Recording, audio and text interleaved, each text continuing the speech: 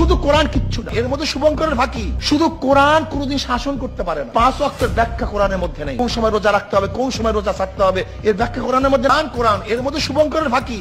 উনি যদি অনিচ্ছাকৃত কথাগুলো বলে থাকে, আল্লাহ ক্ষমাশীল, আল্লাহ ক্ষমা করে দিতে পারে। কিন্তু উনি যদি কথার উপরে অটল থাকেন এবং এই কথার উপরে যদি উনি আকীদা রাখেন, তাহলে ওনাকে অনুসরণ করা কোনো মুসলমানের পক্ষে জায়েজ হবে না।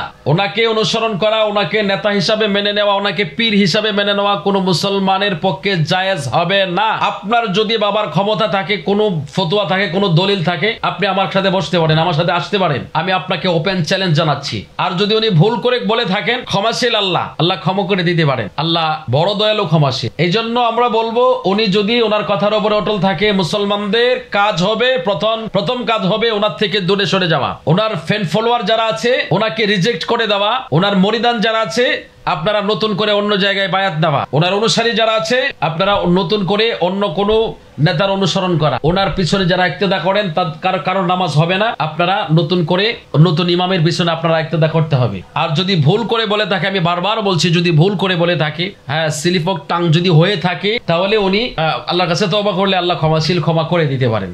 এটা আমরা চরমোনাইয়ের শায়েখ, একজন বৈশিষ্ট্য আলেম এবং গ্রহণযোগ্যশীল ব্যক্তি, ওনার জবানে এমন ধরনের কথা, এমন বাক্য বা এমন কথাবার্তা, বা ওনার মতো আলেম এমন ভাবে বক্তৃতা করবে, এটা আসলে আমরা কোনোদিন কল্পনাও করি নাই, বা এটা নিয়ে আমরা কোনোদিন চিন্তাও করি নাই। কিন্তু বিষয়টা সম্পর্কে আমাদের একটু কথা বলতে হচ্ছে, কারণ বিভিন্ন রকম ভাবে বিভিন্ন ব্লগার, বিভিন্ন কন্টেন্ট ক্রিয়েটর যারা আছে, তারা বিভিন্ন রকম ভাবে সমালোচনা করছে। এটা বিষয়টা নিয়ে অনেকে অনেক রকম ভাবে মন্তব্য করতেছে, যার যার মতো করে মন্তব্য করতে। তো এই জন্য এই বিষয়টা আমরা একটু খোলাসা করে আলোচনা করার জন্য বিভিন্ন জায়গা থেকে আমাদের কাছে প্রশ্নগুলো পাঠানো হচ্ছে, ভিডিও, এটা একটু আমাদেরকে পরিষ্কার করে দেন। কাজে এই জন্য আমরা বাধ্য হয়েছি যে কথাগুলো বলার জন্য আপনাদের সামনে।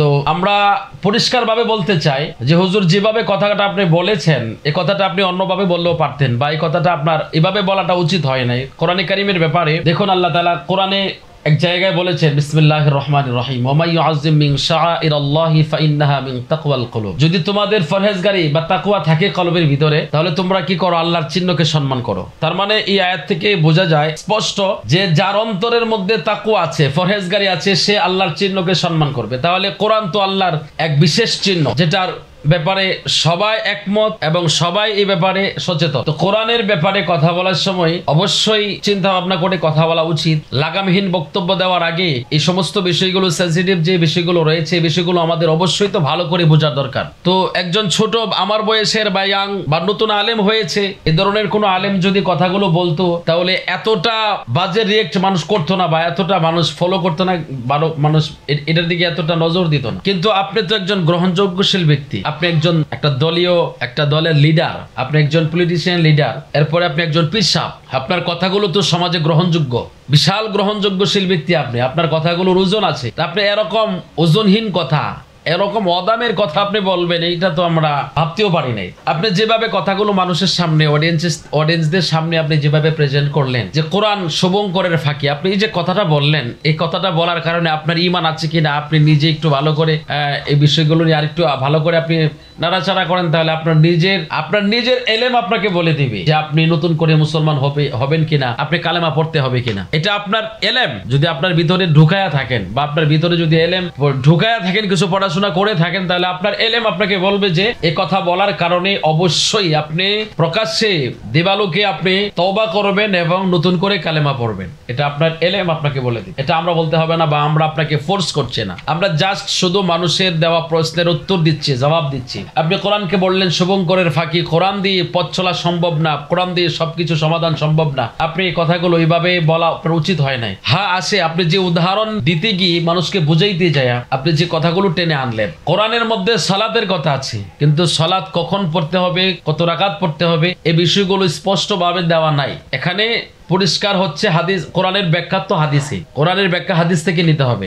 এখন কথা হচ্ছে কোরআনের মধ্যে যাকাতের কথা আছে, আল্লাহ কোরআনের সালাতের কথা বলছেন, যাকাতের কথা বলছেন। এখন কতটুকু মাল হলে কতটুকু যাকাত দিতে হবে, এটা আল্লাহ তাআলা হয়তো পরিষ্কার করে কোরআনে বলে নাই, কারণ এটা আল্লাহ তাআলা রেখে দিয়েছে তার হাবিবের জন্য, যেটা আমার হাবিব ব্যাখ্যা দিয়ে দিবেন। কিন্তু কোরআনের কারীমের মধ্যে অসংখ্য আয়াত, মানে পুরো কোরআন শরীফটাই তো কিছু কিছু জায়গা আছে, কিছু কিছু সেনসিটিভ বিষয় আছে যেগুলো আল্লাহ তাআলা এবং তার হাবিবের উপরে ছেড়ে দিয়েছেন, বা উনি আল্লাহ রাসূল সেটার ব্যাখ্যা দিয়ে বিশ্লেষণ করবে। কিন্তু বিশেষ করে সব বিষয় তো এখানে পরিষ্কার আছে কোরআনের মধ্যে প্রত্যেকটা জায়গায়, প্রত্যেকটা মানুষের কোন জায়গায় কিভাবে চলাফেরা করবে, একেবারে টোটাল কমপ্লিট একটা ডিকশনারি আল্লাহ তাআলা কোরআন পাঠাইছে। এটার ভিতরে সমস্ত কিছু সমাধান দেওয়া আছে। তো আপনি কোরআনকে শুভঙ্করের ফাঁকি বললেন, আপনি কোরআনের সম্মানকে হানি করলেন না, কোরআনের অসম্মান করলেন না আপনি। এটার দ্বারা কি, শব্দের দ্বারা কি কোরআন অপমান হয় নাই? এই কথার দ্বারা কি কোরআনের অসম্মান হয় নাই? আপনি কোরআনকে শুভঙ্করের ফাঁকি বললেন।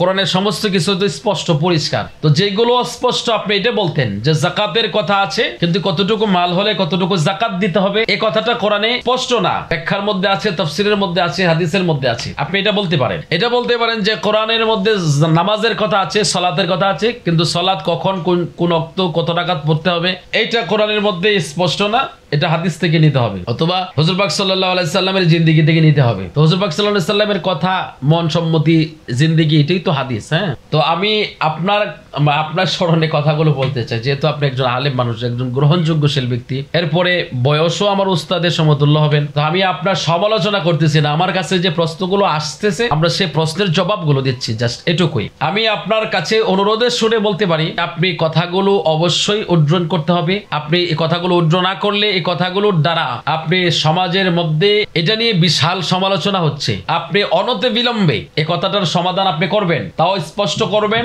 আপনি যেভাবে কথাগুলো যে সমাজে প্লেজের মধ্যে আপনি বলেছেন, ওইরকম একটা প্লেজের মধ্যে আপনাকে বলতে হবে। আপনি মিডিয়ার সামনে কথাগুলো বলতে হবে, যাতে ওটা পৃথিবীতে ছড়িয়ে পড়ে কথাগুলো। আমি আমার প্রিয় ভাইদেরকে বলবো, পরামর্শ দিলাম আপনাদের, আর ওনার কাছে অনুরোধ জানাচ্ছে, যেহেতু উনি বয়োজ্যেষ্ঠ মানুষ, বয়স্ক মানুষ, আমার ওস্তাদ সমতুল্য মানুষ, এই জন্য ওনাকে অনুরোধের সরে বললাম যে আপনি যদি ভুল করে থাকেন, এটা আপনি অবশ্যই এটা আপনি পরিষ্কার করবেন। আর যদি সে কথার উপরে আপনি অটল থাকেন, এটা কিন্তু আপনি মনে করেন না যে এখনো কিন্তু ক্ষমতা হাতে পান নাই আপনারা। হ্যাঁ, এখনো ক্ষমতা পান নাই, ক্ষমতা কিন্তু কারোর হাতে না।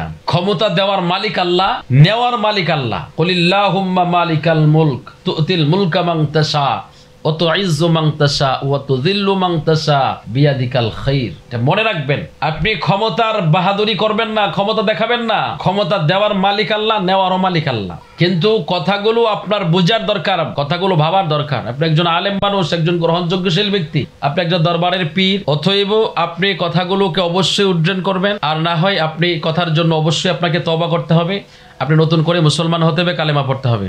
আসসালামু আলাইকুম ওয়া রাহমাতুল্লাহি ওয়া বারাকাতুহু।